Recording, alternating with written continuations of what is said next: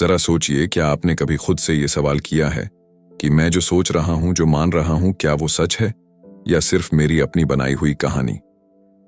हम सबकी जिंदगी में ऐसे पल आते हैं जब रिश्तों में, काम में या अपने ही मन में कंफ्यूजन होता है।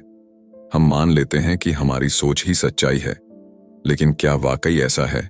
आज हम एक ऐसी किताब की यात्रा पर निकलेंगे, ट्रूथ एंड एक्चुअलिटी, जहां जिद्दू कृष्णमूर्ति हमें दिखाते हैं कि वास्तविकता और सत्य दो अलग बातें हैं, और इनको समझ लेना सच में हमारी जिंदगी को देखने का तरीका बदल सकता है।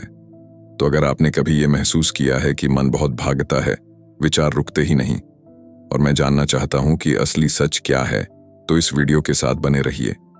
शायद आपको भी आज वो चाबी मिले जिसकी तलाश लंबे समय से थी। अध्याय 1, वास्तविकता और सत्य का अंतर। क्या आपने कभी गौर किया है कि हमारा मन कितना जटिल है? एक ओर हम रोजमर्रा की जिंदगी में काम, परिवार, रिश्तों, जिम्मेदारियों से जूझते रहते हैं, और दूसरी ओर भीतर कहीं एक गहरी बेचैनी चलती रहती है। यह बेचैनी अक्सर ऐसे सवालों से आती है, मैं कौन हूं? जो मैं सोचता हूं, क्या वही असली सच है? और अगर नहीं तो सच आखिर है कहां? कृष्णमूर्ति इसी बिंदु से अपनी बात शुरू करते हैं। वे हमें बताते हैं कि हमें सबसे पहले यह समझना होगा कि सत्य और वास्तविकता दो बिल्कुल अलग चीजें हैं। अक्सर हम इन दोनों को एक ही मान लेते हैं, और यहीं से हमारी उलझन शुरू होती है। अब जरा ठहर कर सोचिए, जब आप कहते हैं कि यह कमरा असली है, यह कुर्सी वास्तविक है, या यह रिश्ता सच है, तो क्या आप सिर्फ उस चीज को देख रहे हैं, या फिर आपके विचार और अनुभव भी उसमें घुस जाते हैं? कृष्णमूर्ति कहते हैं कि वास्तविकता वह सब है जिसे सोच ने बनाया है, या जिसमें सोच काम करती है। उदाहरण के लिए, हमारे विचार, हमारी यादें, हमारी मान्यताएं, हमारे डर और इच्छाएं, यह सब वास्तविकता का हिस्सा है। ये झूठे भी हो सकते हैं, सही भी हो सकते हैं, लेकिन ये सब दिमाग के दायरे में आते हैं। लेकिन यहां एक दिलचस्प मोड़ है। भौतिक वैज्ञानिक डेविड बोहम, जिनसे कृष्णमूर्ति संवाद करते हैं, वे कहते हैं, वास्तविकता सिर्फ विचारों से बनी नहीं है। उदाहरण के लिए, एक पेड़, धरती, शरीर का दर्द, ये मौजूद है, भले ही हम उन पर विचार न करें। इन्हें सोच ने नहीं बनाया। तो वास्तविकता में दोनों तरह की चीजें आती हैं, एक वो जो मन ने बनाई, और दूसरी वो जो अस्तित्व में है पर सोच पर आधारित नहीं है। तो फिर सवाल उठता है, सत्य क्या है? कृष्णमूर्ति कहते हैं, सत्य वह नहीं है जिसे सोच बनाए। सत्य वह है जो विचार और कल्पना से परे है। सोच हमेशा समय में चलती है, अतीत से लेकर वर्तमान और भविष्य तक। सोच हमारी स्मृति पर निर्भर करती है, इसीलिए जो कुछ भी सोच से आता है वह हमेशा सीमित होता है, और जब कुछ सीमित है तो वह पूर्ण सत्य नहीं हो सकता। यहां एक और अहम बात आती है, हम अक्सर अपने भ्रम को भी उतना ही वास्तविक मान लेते हैं जितना कि किसी सच्ची चीज को। जैसे कोई व्यक्ति मान ले कि उसे हमेशा असफलता ही मिलेगी, तो उसके लिए यह धारणा हकीकत जैसी ही लगती है। वह उसी अनुसार जीना शुरू कर देता है। लेकिन कृष्णमूर्ति कहते हैं, भ्रम वास्तविक तो हो सकता है, पर वह सत्य नहीं है। अब जरा अपनी जिंदगी से जोड़कर देखिए। जब आपको किसी ने आहत किया हो और आप सोचते हैं कि सामने वाला इंसान पूरी तरह बुरा है, तो यह भी आपके लिए वास्तविक है। लेकिन क्या यह सच है? नहीं, यह सिर्फ आपके विचार और भावनाओं से बना हुआ चित्र है। सच तो कहीं और है, जो आपके सोच की सीमाओं से बाहर है। कृष्णमूर्ति बार बार यह बताते हैं कि अगर हमें सत्य तक पहुंचना है, तो हमें पहले वास्तविकता को पूरी तरह समझना होगा। और वास्तविकता को समझने का मतलब है यह देखना कि हमारी सोच किस तरह से काम करती है, कैसे वह भ्रम पैदा करती है, और कैसे वह खुद को ही सच मान लेती है। यहीं से आता है एक बहुत बड़ा सबक, सोच की सीमा को जानना। जब हम मान लेते हैं कि सोच ही सब कुछ है, तो हम उसी के दायरे में कैद हो जाते हैं। लेकिन जब हम यह देख लेते हैं कि सोच सीमित है, तो वहीं से एक नई बुद्धिमत्ता जन्म लेती है। यह बुद्धिमत्ता कोई अलग शक्ति नहीं, बल्कि वही क्षण है जब आप बिना किसी पूर्वाग्रह, बिना किसी निर्णय के सिर्फ देखते हैं। आप चीजों को जैसे हैं वैसे देखते हैं, न अच्छा, न बुरा, न सही, न गलत। यह सीधा अवलोकन ही आपको वास्तविकता से परे ले जाकर सत्य की झलक दिखा सकता है। अध्याय 1 हमें यही आधार देता है। अगर आप सत्य की खोज में हैं, तो पहले आपको अपनी सोच, अपनी मान्यताओं और अपनी बनाई हुई दुनिया को समझना होगा। तभी आप देख पाएंगे कि वास्तविकता और सत्य में कितना बड़ा अंतर है। अध्याय 2, चेतना, अहंकार और उसका जाल। अध्याय 1 में हमने देखा कि वास्तविकता और सत्य दो अलग अलग स्तर की बातें हैं। वास्तविकता वह है जो सोच और अनुभव के दायरे में आती है, और सत्य वह है जो सोच से परे है। अब अगला सवाल उठता है, जब हमारा पूरा जीवन सोच, याद और अनुभव पर टिका है, तो क्या हमारी चेतना यानी हमारा मन सिर्फ व्यक्तिगत है या यह किसी बड़े ढांचे का हिस्सा है? कृष्णमूर्ति कहते हैं, यह मानना कि हमारी चेतना केवल हमारी निजी संपत्ति है एक बड़ी भ्रांति है। जरा सोचिए, आपका डर, आपकी महत्वाकांक्षा, आपके रिश्तों में संघर्ष, आपकी इच्छाएं और चिंताएं, क्या ये सिर्फ आपके हैं? अगर आप दुनिया में चारों ओर देखें तो पाएंगे कि यही डर, यही महत्वाकांक्षा, यही संघर्ष और इच्छाएं हर इंसान में कमोबेश एक जैसी हैं। इसका मतलब यह है कि हमारी चेतना व्यक्तिगत नहीं है बल्कि सामूहिक है। यानी जो हम सोचते हैं, महसूस करते हैं, वह उसी मानव चेतना का हिस्सा है जिसमें पूरी मानवता सांस ले रही है। यह समझना क्यों जरूरी है? क्योंकि जब तक हम सोचते रहते हैं कि मेरा मन मेरा है, हम अपने छोटे छोटे घेरे में बंधे रहते हैं। हम अपने दुख को निजी समझकर उससे चिपक जाते हैं। लेकिन अगर हम देख लें कि दुख, डर, अहंकार सिर्फ मेरे नहीं बल्कि पूरी मानव जाति के हिस्से हैं, तो अचानक एक बदलाव आता है। हम उससे अलग हो सकते हैं। अब यहां पर आता है अहंकार का खेल। कृष्णमूर्ति कहते हैं कि हमारी चेतना मुख्य रूप से स्मृति और अनुभव पर आधारित है। हर अनुभव हमारे भीतर एक छाप छोड़ता है और उन छापों का संग्रह ही हमारा अहम यानी मैं बन जाता है। यह मैं हमेशा कहता है, यह मेरा अनुभव है, मेरी उपलब्धि है, मेरा दुख है। लेकिन क्या यह मैं कोई स्थायी इकाई है? असल में नहीं। यह तो एक प्रक्रिया है। अनुभव से स्मृति, स्मृति से विचार और विचार से फिर अनुभव। यह चक्र लगातार चलता रहता है और हम इसे अपना असली स्वरूप मान लेते हैं। अब सोचिए, जब यह मैं ही एक प्रक्रिया है तो यह लगातार असुरक्षित भी रहता है, क्योंकि उसे हमेशा लगता है कि अगर स्मृति या अनुभव बदल गए तो उसका अस्तित्व खतरे में पड़ जाएगा। इसलिए अहंकार हमेशा तुलना करता है, संघर्ष करता है, अपनी पहचान बचाने की कोशिश करता है। यहीं से पैदा होती है हमारी रोजमर्रा की उलझनें, ईर्ष्या, गुस्सा, लालच, डर। उदाहरण के लिए, अगर किसी को प्रमोशन मिल गया और आपको नहीं, तो अहंकार तुरंत कहता है, मैं कमतर हूं, मुझे भी चाहिए था। यह तुलना पीड़ा लाती है और यही पीड़ा हमारे संबंधों में दूरी और तनाव पैदा करती है। कृष्णमूर्ति का कहना है कि जब तक हम इस मैं की प्रकृति को पूरी तरह नहीं समझते, तब तक हम वास्तविकता को देख ही नहीं सकते, क्योंकि देखने वाला ही विकृत है। हम जो देखते हैं उस पर हमेशा हमारे मैं का रंग चढ़ जाता है।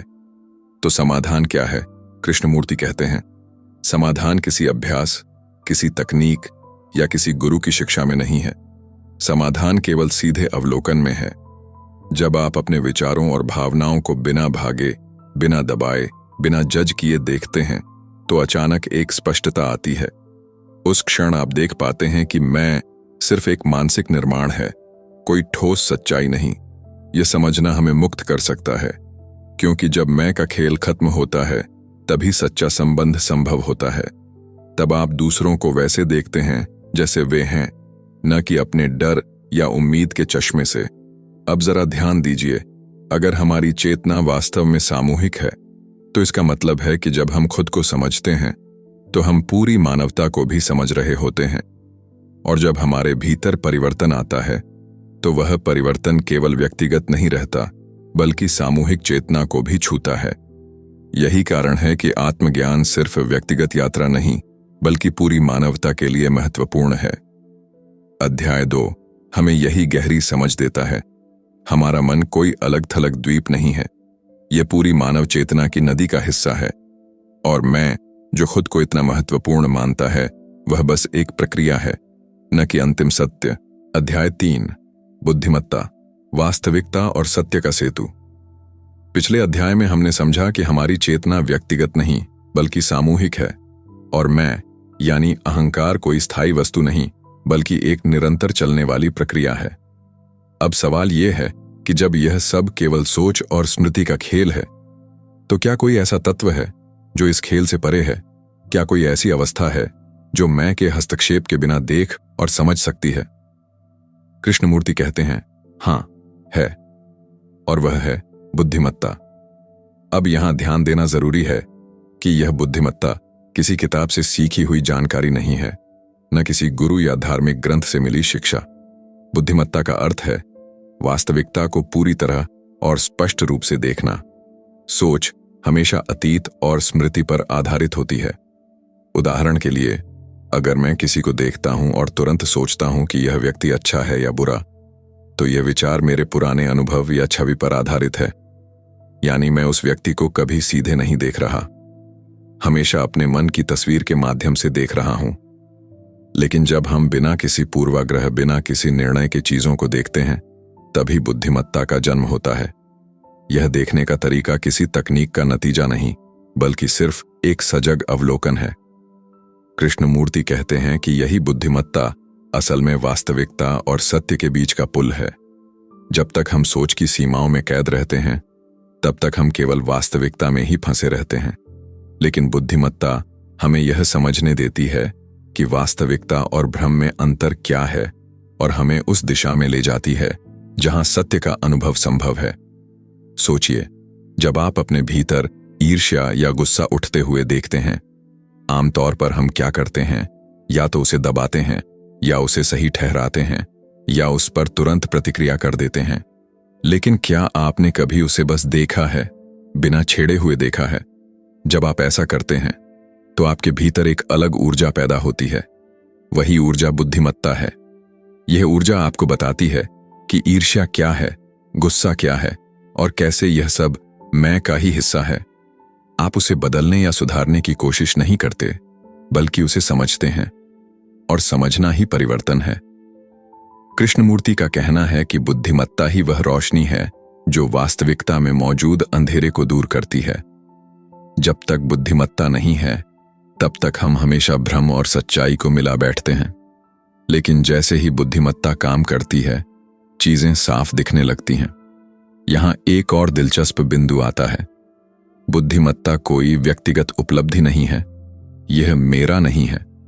जैसे सूर्य की रोशनी सब पर समान रूप से पड़ती है, वैसे ही बुद्धिमत्ता भी तब उपलब्ध होती है जब मन का पर्दा हट जाता है, और यह पर्दा हटता है केवल तब जब मैं शांत होता है। अब सवाल उठता है, क्या यह बुद्धिमत्ता हमें बताती है कि हमें जीवन में क्या करना चाहिए? कृष्णमूर्ति का उत्तर है हां। बुद्धिमत्ता ही वह शक्ति है जो हमें सही कार्रवाई की ओर ले जाती है। सोच हमेशा तुलना, डर और लालच के आधार पर निर्णय लेती है, लेकिन बुद्धिमत्ता उस पल में ही देख लेती है कि क्या उचित है और क्या नहीं। उदाहरण के लिए, अगर आप किसी रिश्ते में झगड़े के बीच हैं, तो सोच कहेगी मुझे जीतना है, सामने वाले को हराना है। लेकिन अगर आप उसी स्थिति को बुद्धिमत्ता से देखते हैं, तो आप समझेंगे कि यह झगड़ा असल में अहंकार की टकराहट है। यह समझ आपके व्यवहार को तुरंत बदल सकती है। कृष्णमूर्ति हमें यह भी बताते हैं कि बुद्धिमत्ता तक पहुंचने का कोई रास्ता या अभ्यास नहीं है। आप इसे धीरे धीरे विकसित नहीं कर सकते। यह या तो उस क्षण में मौजूद होती है जब आप बिना मैं के देखते हैं, या फिर नहीं होती। यही कारण है कि वे हमेशा कहते हैं सत्य तक पहुंचने का कोई मार्ग नहीं है। अध्याय 3 हमें यह सिखाता है कि बुद्धिमत्ता केवल ज्ञान या जानकारी नहीं, बल्कि एक जीवंत अंतर्दृष्टि है। यह हमें वास्तविकता की जटिलता से निकालकर सत्य की ओर ले जाती है। तो अब आपके लिए एक गहरा सवाल छोड़ता हूं, ताकि हम अगले अध्याय में इसे खोजें। अगर बुद्धिमत्ता केवल उसी क्षण आती है जब मैं शांत होता है, तो क्या ध्यान यानी मेडिटेशन का असली अर्थ यही है कि हम अपने भीतर ऐसी शांति को पहचानें? अध्याय 4 ध्यान, धर्म और पवित्रता। पिछले अध्याय में हमने बुद्धिमत्ता को समझा, वह प्रकाश जो वास्तविकता और सत्य के बीच पुल बनाता है। अब एक स्वाभाविक सवाल उठता है, अगर यही बुद्धिमत्ता हमें सत्य तक ले जाती है, तो क्या कोई ऐसा मार्ग है, कोई साधना है जो हमें वहां पहुंचा सके? बहुत से लोग इस प्रश्न को ध्यान या धर्म से जोड़ते हैं। कृष्णमूर्ति यहां हमारी पारंपरिक समझ को पूरी तरह हिला देते हैं। वे कहते हैं, आज जो कुछ भी हम धर्म के नाम पर जानते हैं वह ज्यादातर सिर्फ परंपराएं, मान्यताएं और अनुष्ठान हैं। कोई मंदिर में पूजा करता है, कोई मस्जिद में नमाज पढ़ता है, कोई चर्च जाता है। इन सब में श्रद्धा और भक्ति का भाव तो होता है, लेकिन यह सब सोच और कंडीशनिंग से जुड़ा हुआ है। हम बचपन से जिस माहौल में पलते हैं वही धर्म हमें दिया जाता है और फिर हम मान लेते हैं कि यही सत्य है। लेकिन कृष्णमूर्ति पूछते हैं, क्या सचमुच यह धर्म है या केवल समाज और संस्कृति से मिली कंडीशनिंग उनके अनुसार असली धर्म का अर्थ है? एक ऐसी खोज जो हमें यह देखने दे कि क्या कोई ऐसा तत्व है जो समय और सोच से परे है। धर्म का मतलब है उस पवित्र को छूना जो किसी परंपरा या विश्वास से बंधा हुआ नहीं है। अब बात आती है ध्यान की। आजकल ध्यान का मतलब अक्सर यह लिया जाता है आंखें बंद करके शांति से बैठना, मंत्र जपना या सांस पर ध्यान लगाना। लेकिन कृष्णमूर्ति कहते हैं कि यह सब तकनीकें हमें केवल मन को शांत करने का भ्रम देती हैं। असल में मन के पीछे की हलचल दब जाती है लेकिन खत्म नहीं होती। तो फिर असली ध्यान क्या है? कृष्णमूर्ति बताते हैं, ध्यान का मतलब है पूर्ण अवलोकन। जब आप किसी पेड़ को देखते हैं, किसी चेहरे को देखते हैं या अपने ही भीतर उठते विचारों और भावनाओं को देखते हैं, बिना किसी चुनाव के, बिना यह कहे कि यह अच्छा है या बुरा है, वही ध्यान है। ध्यान का अर्थ है जो है उसे जैसा है वैसे देखना, और यह देखने के लिए किसी साधना या विशेष मुद्रा की जरूरत नहीं है। यह हर क्षण संभव है, चलते हुए, बोलते हुए, सुनते हुए, यहां तक कि काम करते हुए भी। ध्यान की सबसे खूबसूरत बात यह है कि इसमें देखने वाला और जो देखा जा रहा है दोनों के बीच का फर्क मिट जाता है। आमतौर पर हम सोचते हैं कि मैं देख रहा हूं और बाहर चीजें हैं जिन्हें मैं देख रहा हूं। लेकिन ध्यान की गहराई में जब मैं शांत हो जाता है तो केवल देखना रह जाता है, और यही क्षण है जहां पवित्रता का अनुभव होता है। कृष्णमूर्ति कहते हैं, पवित्रता कोई मंदिर, मूर्ति, पुस्तक या मंत्र में नहीं है। पवित्रता तब जन्म लेती है जब मन पूरी तरह शांत और निर्मल होता है। उस क्षण जो ऊर्जा प्रकट होती है वही असली धार्मिकता है। अब सोचिए, अगर आप एक क्षण के लिए भी अपने भीतर के सारे शोर, इच्छाएं, डर, तुलना, उम्मीदें सबको देखते हुए शांत हो जाएं, तो उस शांति में कुछ गहरा और अछूता महसूस होगा। यही वह है जिसे कृष्णमूर्ति पवित्र कहते हैं। तो असली ध्यान और असली धर्म हमें किसी संस्था या व्यवस्था से नहीं मिलते। ये तब मिलते हैं जब हम अपने ही मन को पूरी तरह समझते हैं। यहां एक और बेहद महत्वपूर्ण बात आती है, ध्यान कोई लक्ष्य नहीं है। हम यह नहीं कह सकते कि मैं रोज आधे घंटे ध्यान करूंगा और फिर धीरे धीरे सत्य को पा लूंगा। कृष्णमूर्ति स्पष्ट कहते हैं कि सत्य तक पहुंचने का कोई रास्ता नहीं है। ध्यान भी कोई रास्ता नहीं है, बल्कि ध्यान स्वयं ही सत्य के साथ जुड़ाव है। यानी ध्यान कोई साधन नहीं है, बल्कि स्वयं ही वह अवस्था है जिसमें सत्य झलकता है। अध्याय 4 हमें यही सिखाता है। धर्म का असली अर्थ है सत्य की खोज, न कि परंपराओं में बंधना। ध्यान का असली अर्थ है सतत और पूर्ण अवलोकन, और पवित्रता का अर्थ है मन की वह शांति जहां मैं नहीं है, केवल देखना है। अब यह बात हमें एक और रोचक सवाल की ओर ले जाती है। अगर ध्यान केवल अवलोकन है और उसमें मैं का कोई स्थान नहीं है, तो क्या इसका अर्थ है कि समय और मन की पूरी संरचना को समझना ही असली मुक्ति है? अध्याय 5 प्रश्न, उत्तर और आत्मजांच। पिछले अध्याय में हमने ध्यान, धर्म और पवित्रता को समझा। अब जब कोई इन गहरी बातों को सुनता है तो उसके मन में स्वाभाविक रूप से कई सवाल उठते हैं। मैं इस सब को अपनी जिंदगी में कैसे लागू करूं? या क्या मैं वाकई अपने अहंकार को देख सकता हूं? या फिर क्या यह सब सिर्फ दार्शनिक बातें हैं जिनका रोजमर्रा की समस्याओं से कोई संबंध नहीं है? कृष्णमूर्ति के संवादों में यही सुंदरता है, वे इन सवालों से कभी बचते नहीं, बल्कि वे इन्हें और गहराई से हमारे सामने रखते हैं। अवलोकन करने वाला कौन है? सबसे पहला और बुनियादी सवाल यह है, जब मैं खुद को देखता हूं तो देखने वाला कौन है? क्या वह देखने वाला वही मैं नहीं है जिसे देखा जा रहा है? यह सवाल बहुत उलझाने वाला लगता है, लेकिन यही इसकी खूबसूरती है। मान लीजिए आपको गुस्सा आया। आप कहते हैं, मैं देख रहा हूं कि मुझे गुस्सा आ रहा है, लेकिन जरा गहराई से सोचिए, जो देख रहा है और जो देखा जा रहा है, क्या दोनों अलग हैं? कृष्णमूर्ति कहते हैं, वास्तव में दोनों एक ही हैं। देखने वाला और जो देखा जा रहा है, उनमें कोई अंतर नहीं है। मैं गुस्से को देख रहा हूं कहना गलत है। असल में गुस्सा ही मैं हूं। यह समझना बहुत जरूरी है, क्योंकि जब तक हम मानते हैं कि देखने वाला और देखा जाने वाला अलग है, हम हमेशा एक आंतरिक संघर्ष में फंसे रहते हैं। एक हिस्सा कहता है मुझे बदलना है, और दूसरा हिस्सा जिद करता है मैं ऐसा ही हूं। लेकिन जब हम देख लेते हैं कि दोनों एक ही हैं, तो यह संघर्ष मिटने लगता है। धर्म और परंपरा का सवाल लोग अक्सर कृष्णमूर्ति से पूछते थे, क्या आप धर्म में विश्वास करते हैं? उनका जवाब बहुत स्पष्ट था, धर्म का मतलब न तो संस्थाएं हैं, न मंदिर मस्जिद चर्च, न अनुष्ठान। धर्म का असली अर्थ है वह खोज जो मनुष्य को सोच और समय से परे ले जाती है। इसका मतलब यह है कि जब हम खुद को गहराई से समझते हैं, जब हम अपने भीतर की उलझनों को बिना किसी भय के देखते हैं, तभी हम असली धार्मिक होते हैं। यह धार्मिकता किसी मत या संगठन में शामिल होने से नहीं आती, बल्कि अपने भीतर की यात्रा से आती है। क्या ध्यान अभ्यास से आता है? एक और सामान्य सवाल है। क्या मैं रोज अभ्यास करके ध्यान सीख सकता हूं? आजकल ध्यान की कई तकनीकें सिखाई जाती हैं, सांस पर ध्यान, मंत्र जाप, कल्पना आदि।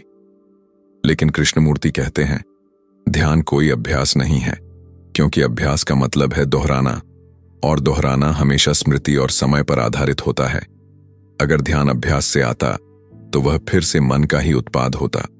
असली ध्यान तो तभी संभव है जब मन पूरी तरह शांत और निर्मल हो, और यह शांत अवस्था अभ्यास से नहीं, बल्कि सीधे अवलोकन से आती है। जीवन में बदलाव कैसे आएगा? बहुतों ने यह सवाल किया। अगर मैं अपनी सोच और अहंकार को देख लूं, तो क्या सचमुच मेरी जिंदगी बदल जाएगी? कृष्णमूर्ति कहते हैं, हाँ, और यह बदलाव धीरे धीरे नहीं, बल्कि तुरंत आता है। मान लीजिए आप ईर्ष्या को देख रहे हैं। आप उसे न दबाते हैं, न सही ठहराते हैं, न उसके पीछे भागते हैं। आप बस उसे पूरी तरह देखते हैं। उसी क्षण ईर्ष्या की ऊर्जा बदल जाती है। आप अब उसके गुलाम नहीं रहते। यानी असली परिवर्तन तब आता है जब देखने में कोई विभाजन नहीं होता, न देखने वाला अलग और न देखा गया अलग। अध्याय 5 का सार। इस अध्याय से हमें यह समझने को मिलता है कि अवलोकन में मैं और जो देखा जा रहा है अलग नहीं होते। धर्म का असली अर्थ है समय और सोच से परे की खोज, न कि परंपरा या संस्था। ध्यान अभ्यास से नहीं आता, बल्कि हर क्षण के सतर्क अवलोकन से आता है। असली बदलाव तुरंत संभव है जब हम चीजों को बिना विभाजन और बिना जजमेंट के देखते हैं। कृष्णमूर्ति हमें यह दिखाते हैं कि प्रश्न पूछना ही आधा रास्ता है।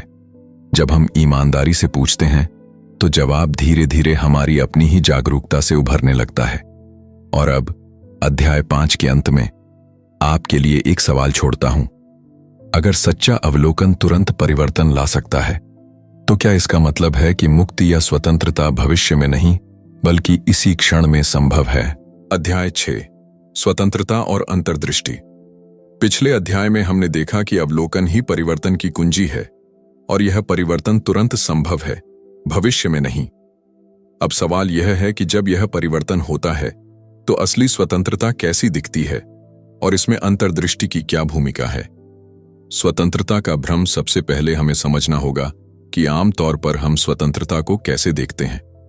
बहुत से लोग सोचते हैं कि स्वतंत्रता का मतलब है जो चाहो वो करना, जैसे अपने मन की इच्छाएं पूरी करना, बंधनों से बचना, अपनी सोच को खुला छोड़ देना।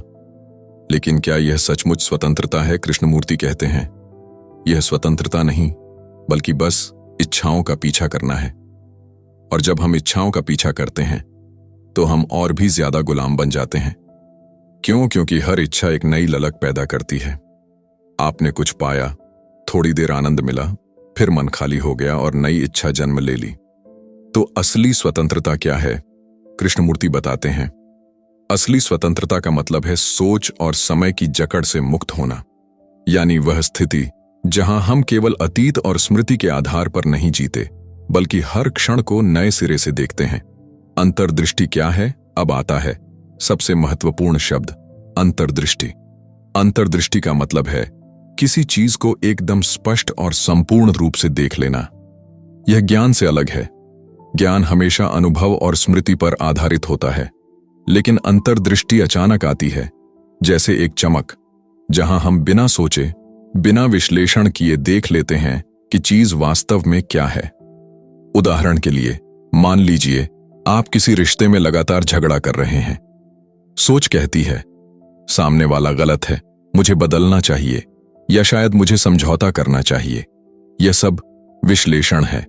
लेकिन अगर आप एक क्षण को पूरी ईमानदारी से उस रिश्ते को देखते हैं, तो अचानक यह अंतर्दृष्टि हो सकती है कि झगड़े की असली जड़ मेरा और उसका अहंकार है, न कि बाकी छोटी छोटी बातें।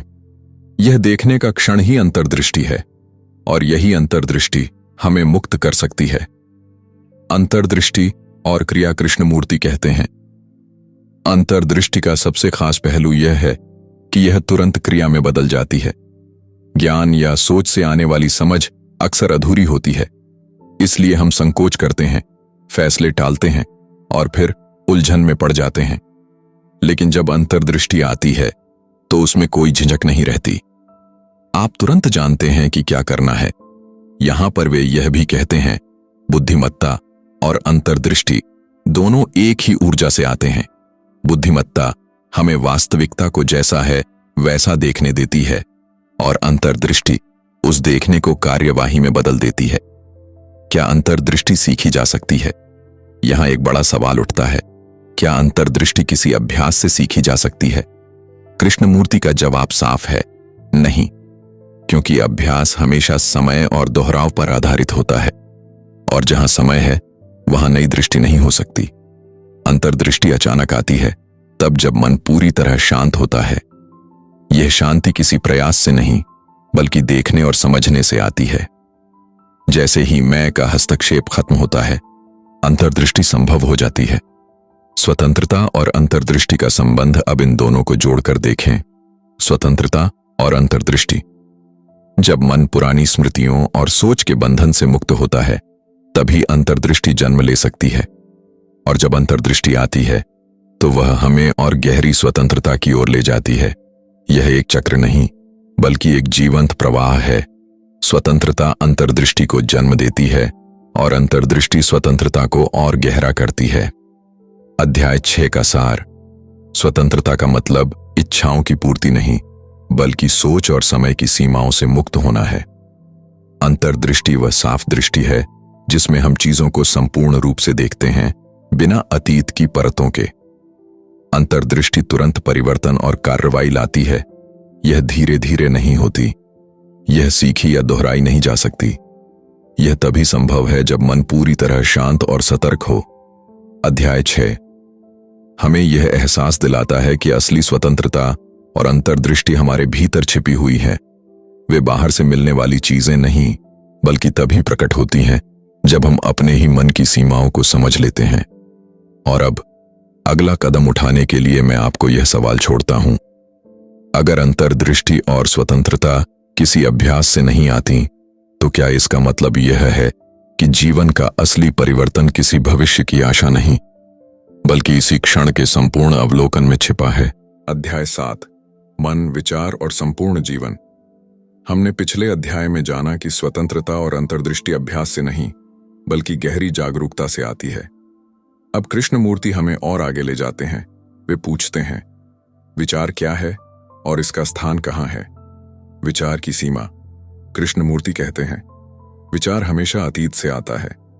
सोच हमारे अनुभव, यादें और ज्ञान से बनती है। इसका मतलब यह हुआ कि विचार कभी भी नया नहीं होता, वह हमेशा पुराना होता है। उदाहरण के लिए, अगर आपने कल कोई दुख झेला, तो आज आपके मन में उस दुख की छाया होगी। जब आप किसी से मिलेंगे, तो वह अनुभव आपके व्यवहार को प्रभावित करेगा। यानी विचार हमेशा बीते हुए समय की परछाई है। अब जरा सोचिए, अगर हम पूरी जिंदगी सिर्फ विचार के आधार पर जीते हैं, तो क्या हम कभी सचमुच नया देख पाते हैं? शायद नहीं, क्योंकि विचार हमें अतीत की सीमाओं में ही बांध देता है। क्या विचार उपयोगी है? यहां एक और सवाल उठता है। क्या इसका मतलब है कि विचार बेकार है? बिल्कुल नहीं। विचार का अपना स्थान है।